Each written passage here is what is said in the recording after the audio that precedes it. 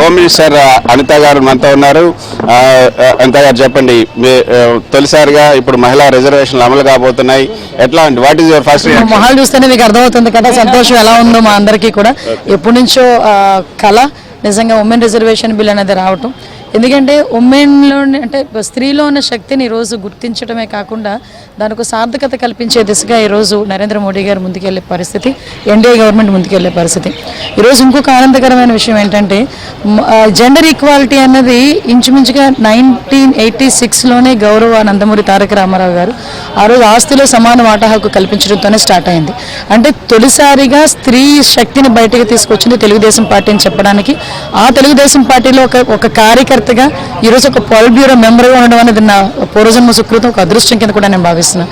అటువంటి gender equality ఆ రోజు నుంచి తీసుకురావడమే కాకుండా ఈరోజు ఒక ఏడాది అయింది ఈరోజు ఎన్డీఏ గవర్నమెంట్కి కూడా. ఆ రోజు పెద్ద ఆయన తీసుకునే నిర్ణయం దేశంలో అందరూ కూడా తీసుకునే నిర్ణయంగా పరిగణించబడ్డాం. ఈరోజు చట్టసభల్లో మహిళలు ఏదైనా సాధించగలరు అని చెప్పి లోకల్ బాడీస్లో రిజర్వేషన్స్ కూడా ప్రూవ్ చేసినాయి.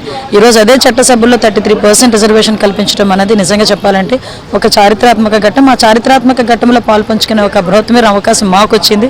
దానికి గౌరవ చంద్రబాబు నాయుడు గారు కూడా నేను ధన్యవాదాలు. పాస్ అవుతాయని నమ్మకం మీకుందా? విపక్షాలు చెప్తున్నాయి మేము ఇప్పుడు ఉన్నటువంటి 543లోనే మహిళలకు రిజర్వేషన్ ఇవ్వచ్చు కదా, సీట్లు పెంచేందుకు రిజర్వేషన్ ఇవ్వడం ఇది దీంట్లో కుట్ర ఉంది అంటున్నారు. అందులో కుట్ర గురించి ఆలోచించాల్సిన అవసరం కన్నా ఎందుకు మహిళల ప్రాధాన్యత పెరుగుతుందని ఎందుకు ఆలోచించుకోవాలి? ఒకటి మాత్రం సింపుల్గా చెప్తున్నానండి, ఈ మహిళా బిల్లుని ఎవరైతే వ్యతిరేకిస్తున్నారో వాళ్ళందరూ నేనైతే మహిళా ద్రోహుల కింద నేను నిర్ణయించుకుంటాం, అది ఏ పార్టీ వాళ్ళైనా సరే.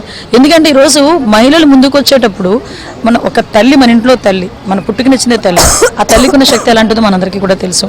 అలాంటి మహిళలను ఈరోజు చట్టసభ్యులు ఆహ్వానించడానికి ఏంటి ప్రాబ్లం? ఈరోజు వస్తున్నారు అనుకునేటప్పుడు నిజంగా మహిళా బిల్లును ఆహ్వానించకపోతే మీరు బయటికి వెళ్ళి మహిళా సాధికారత గురించో మహిళా ఎంపవర్మెంట్ గురించో మీరు ఎన్ని మాట్లాడినా కూడా వేస్ట్.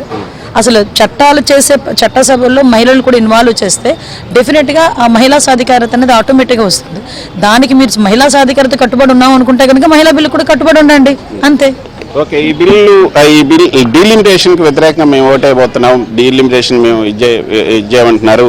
ఏదైతే 2011 సెన్సస్ ప్రకారంగానే ఈ సీట్ల పెంపు అన్నది ఇప్పుడు బిల్లులో ఉంది. సో 2011 ప్రకారంగా సీట్లు పెంచడానికి టీడీపీ ఒప్పుకుంటుందా? యాక్చువల్గా మీకు ఒక విషయం ఉంది, ఈరోజు కొత్తగా ఏర్పడిన రాష్ట్రాలు ఉన్నాయి. ఈరోజు పెంచడం వల్ల ఎక్కడ కూడా ఎటువంటి ఇబ్బంది లేదు, సీట్లు పెంచడం వల్ల ఎటువంటి ఇబ్బంది లేదు. ఎటువంటి ఇబ్బంది లేదు అనుకునేటప్పుడు ఇంకొంచెం ఎక్కువ మంది, ఎక్కువ స్ట్రెంత్ లోపలికి వస్తుంది కదా, చట్టసభల్లోకి వస్తుంది కదా. ఆ పరంగా పాజిటివ్గా ఆలోచించండి. ఏది మీకు ఇష్టం లేకపోతే మీరు ప్రతిపక్షంలో కూర్చున్నారు కాబట్టి ఏదో ఒకటి వ్యతిరేకించాలనే కాన్సెప్ట్ మీద వ్యతిరేకించడం తప్పించి ఈరోజు ఇందులో జరగబోయే నష్టం ఏంటి? ఒకసారి అది కూడా ఆలోచించుకొని ఈరోజు విపక్షాలు కూడా ముందుకొచ్చి ఈ మహిళా బిల్లుతో పాటు ఈ విభజన బిల్లు ఏదైతే ఉందో డీలిమిటేషన్ బిల్లును కూడా వాళ్ళు కూడా హ్యాపీగా ఆహ్వానిస్తారని నేను అనుకుంటున్నాను. Thank you very much Anitha గారు.